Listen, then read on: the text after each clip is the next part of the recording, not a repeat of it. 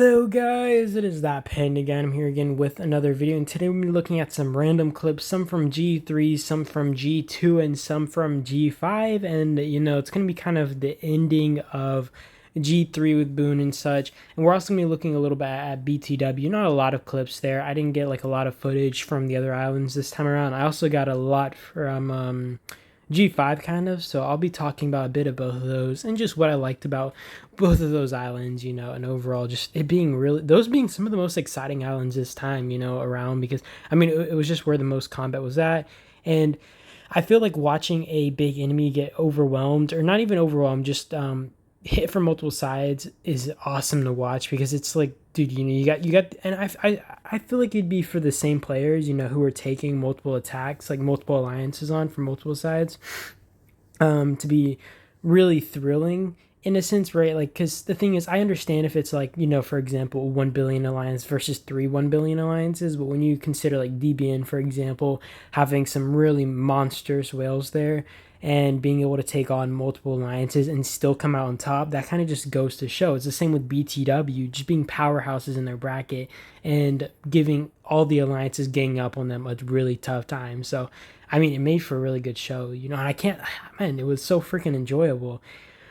That being said, we're going to talk about the clips that we're seeing on the screen now, and this is kind of us pushing RPG. So in the last video, you actually saw us cut off RPG and we pushed them back to helipad, but they started building behind their helipad, and we let this continue for like 2 days, I would say. And then about 2 days in, we decided, I talked to Nam and I was like, Nam, I think we should push this, now. And, he was like, all right, go ahead. And the reason I was really into pushing this was because I felt like there were, enough bases teleported out, because I feel that if you're building behind your helipad like this, you have a lot of people that end up becoming vulnerable and thinking, oh, I'm safe now because nobody, we're able to just build behind your helipad, and there's no way they're building, going to cut off all of these like freaking towers, and then you end up getting zeroed because you think you can just teleport anywhere. Either way, if I go to sleep and I have especially an enemy at our helipad kind of holding us on helipad, I would not be teleporting anywhere except from a helipad where it's safe, and that's not what you actually will end up seeing. But we drop some of these towers, and we zero one of their like 100 mil guys, and then some of their one of their 100 mil guys, and then I don't know, some smaller dudes. But either way, that just kind of goes to show, leaving these guys like that kind of gives you some good zeros. And I mean, that's what happened. I think that happened to us as well. And in our last island, the island before this, we had some people kind of sit back. Though, although we kind of warned people, we had freaking pings, we held the towers forever, and we still had like 2 people get caught slacking. So, it's like, what can you do at that point? You give all the warnings you can. You basically freaking put a ping on them for a day saying teleport off this tower, and they just don't listen. So, at that point, you kind of deserve to get zeroed if you're just not able to follow freaking instructions. With that being said, yeah, we did put some hard pressure on these towers. We were trying to double launch rallies on like 2 separate towers, but I don't think it worked the best it should have, because the thing is, man, I feel like we didn't have the field presence around one of the rallies, and we just got like Haley over here and they beat the rally down. I think at this point, we finally managed to kind of control the field because we dropped the other tower. And then you see here, we zeroed this dude, and he is a freaking beastie boy, honestly. He's a fat freaking cookie, because this was a really good zero. I think I do end up swarming it like two rallies in. That's only because his garrison captains were really bad, and that just made it super easy to get these kills. And who doesn't? The thing is, I don't care to like just swarm anybody, especially if it's too early. But who doesn't want some tier 6 kills, especially when they come out easy? You gotta bite it while it's I don't even know what the saying is, but you gotta take advantage of it while it's easy, And you see here, we freaking smacked this dude really hard. And I mean, he's a fat freaking cookie, but yeah, we beat this dude down. We beat his back in. Actually, kind of sad, because Sanders is a really older account. So, it probably took him a lot longer to build this stuff up. But you got to really watch your garrison captains, man. This makes it makes it so hard to want to reinforce somebody like this, because even if you're like 100 million, who the heck wants to reinforce someone who has Liam and Hank on his wall? It just doesn't make sense. Nobody's trying to go for that, and it's just no bueno, man. Just no go. But yeah, you see us building around their helipad. You know, we cut off all their towers and we zero some other people as well. Poor Sanders. I think he drops like 30 million might or something. And that is, dude, yeah, he loses. I would guesstimate maybe 1.5 mil. I wasn't actually checking these reports very intently, but it looks like he lost a pretty good portion of troops. And I mean, even with the returns, you know, you're still losing 45% of that, so that's just really painful. The only time I got zeroed was in my first island, and that was with 85% returns. And I can't tell you guys how happy I am about these system rewards, because if it wasn't for the system rewards, that zero would have been so painful for me, since I had over 3 million T5 at the time. And you know, I would have had over 2 million dead, and with only 45% returns, that would have been like a really rough one to friggin' swallow. So the thing is, it also didn't have territory protection. So at the time I passed out and I got zeroed, and there was no territory protection, so they could zero me from anywhere. And that's exactly what happened. You know, they caught me offline, they caught me with my pants down, and I got spanked by a wooden paddle. It just was unfortunate. Sorry, I'm blabbing, guys, but you guys get the point. This is definitely freaking painful, especially if you're not a whale, because, you know, although Sanders is like 100 million, this is a much older account. He's invested so much more time into it. So unlike a whale, he's just, you know, probably a low spender or free-to-play player who's just played for a long time. And, you know, his gear kind of shows that. It's really unfortunate with these heroes on as well, man. Like, nobody can defend this dude. Even if you want to defend this dude, you're really just gonna be feeding kills at that point. It's rough. And yeah, we get 2 more zeros, I think, and that's about it from RPG. You know, we do push for rain in the corner of the map, but I don't think any of their dudes got zeroed.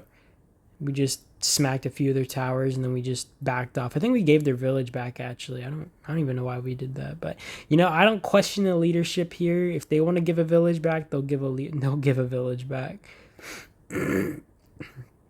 I'm kind of excited to hop into the next footage, okay? Because this footage is taking forever. I feel like it's so slow. You know, I'm kind of done with G3 at this point. I'm just ready to get into the next footage, the next island.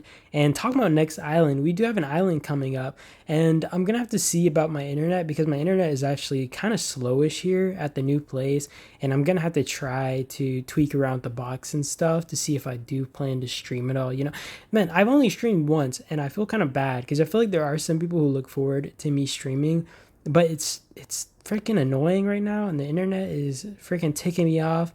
And it's all getting on my nerves. But there is another island coming up, so I'm excited for that. There's also Dark Seals, so I will have some videos of that coming up after the event, I guess. You know, and then I'll just probably not post for the duration of Island Raid while I get more Island Raid footage and all that, so I can freaking entertain you guys some more. And now we are over at Rain. So this was actually RCCO launching a rally at Rain's tower, and we were basically protecting it. I think I waddle over and actually sit on the tower like a goose on its eggs, you know. But the thing is, this was mostly to stop them from actually reinforcing the tower. And the thing is, for anybody who doesn't know, even if they had AoE there, I could sit on the tower because I wasn't actually actively in combat with their guys. I wasn't really our alliance wasn't the one really rallying their tower or anything. So that Lewis AoE wasn't hitting me, and that's the reason, you know, I felt it was fine to sit on the tower. And it was to kind of cock block from, you know, reinforcements, but I don't think it really did much at all anyways. Also, I don't know why this dude just sent one solo march in this tower, like, or he sent 2 marches, but still, like, what in the world, man? Just don't do it. And I mean, he wasn't even like a whale or anything either, you know, or big enough to take on a swarm, nevertheless a rally. So I don't know why he tried to hold that tower. You know, he tried to last second repair it. And I mean, maybe they just wanted some points and they wanted to defend these towers, probably the case.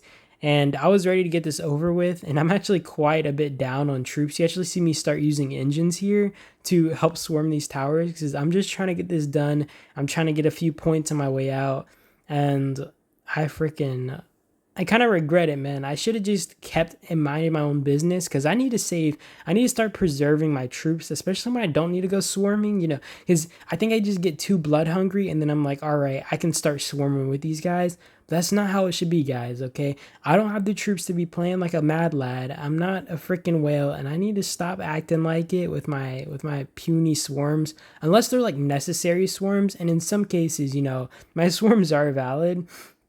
But I think in some cases it's just me being kill hungry, and honestly, at that point, I need to just preserve because I'm down to almost 2.2 million troops. Like I've almost built back up to that actually, and the thing is, even running 25% marches will save me a lot of healing bills. If I can end up running 50%, troop expansion marches, that'll save me a lot.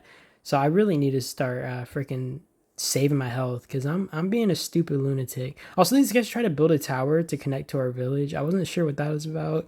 They also use Peter as the garrison captain, and I mean, you really got to watch that stuff. That just that kind of tempted me to waddle down here and throw my troops at it. Also, these are random clips from G2 with BTW AC18. By the way, these are just random clips, and I think we're going to be swapping back and forth between G2 and G5 a bit. I do have a few clips from G6 that I'm going to be showing here, and honestly, G6 was pretty interesting. All these whale alliances, the upcoming whale alliances. You can imagine HAO as well as DHX, and I think freaking Loves, they are going to be some monsters. I think those are going to be the next 3 upcoming alliances, and they're going to kind of pave their way into being some of the top whale alliances if they can actually make sure that they can recruit a lot of whales into those regions. I think that Loves is the main hotspot for the newer regions, whereas DHX is maybe after losing their island, I think that they kind of became the second tier alliance, right, for recruiting and all that, which is kind of unfortunate because they honestly got some really good whales. But obviously, when you kind of compare Loves and DHX, people are going to be like, well, Loves won, and, they have more whales, so why wouldn't I move here over moving to DHX, which, just really sucks. And you kind of see it here. I talked about this in my island review video, but DHX was only able to defend so many towers, and, they just got pressured and pushed back, and, just eventually couldn't hold these towers anymore, and it was what it was. Also, now we're looking at some G5. DBN was taking on, I think, 3 to 4 alliances. I'm pretty sure it was 4 alliances, pushing from multiple angles. You had Captain in the Shy kind of porting around, swarming these towers, rallying these towers, swarming for the most case, and just going ham. Like you see here, they'll pop this tower, they'll make sure it starts burning. Boom, they port off, start burning the next. They'll port back and burn it later. They don't care, man. These guys are actual beasts. And I want to note real quick that Captain and the Shy have joined Boone, which is honestly amazing. These guys are monsters, so I'm pretty glad to have them and to fight beside them because this is gonna be freaking fun for sure. And I mean, dude, like who doesn't want to fight with some whales, right? And you see here again, they just go swarming these towers. They didn't care about the losses they were getting, and I mean, they got a buttload of kills as well. So I'm sure no matter the losses, they were probably trading well no matter what. Like, especially with their whale status in this bracket, there were a lot of whales, but when you consider like Captain or something, right? Like he might be 170 million or 180 million, but you put him against another 170 or 180 mil player, compared to the average or most of them, he would probably outweigh them in a battle. It's kind of like him being able to fight above his weight class, be it his, gear, as well as just his whale status, being how much he spins. And that was just insane. Also, now we're looking at G2. But honestly, talking about G2, it was honestly an amazing fight to witness because these guys were going ham. I feel like every side was enduring with the best of their ability. And I would say like the main fighters here, main contenders would be BTW, AC18, and then maybe even 42MP up next because they fought hard at their, I would say like being how small they are in that bracket, they fought really hard. They put in their all, and I mean, obviously they kind of got left with nothing, but I feel that it had to have been a pretty fun fight, fighting so many alliances. Like, even if stressful and very hard, I feel like it had to be a lot of fun. And BTW was holding on well after getting pushed from multiple sides, and AC18, I feel like they were left without support for a while, and I think they held on pretty hard considering they were fighting, alliances like BTW and the amount of towers they were spread into, and they were forced to, kind of just hold on. It was insane, man. All the alliances there were doing an amazing job, and I had a lot of fun watching. I think that's about it to the video though, and I do appreciate you guys as always though for watching this. I do hope you guys are entertained with some of the commentary and all of that, but I do appreciate you guys, like I said, and you guys have a good day or night though, and I'll see you guys in the next one. So peace.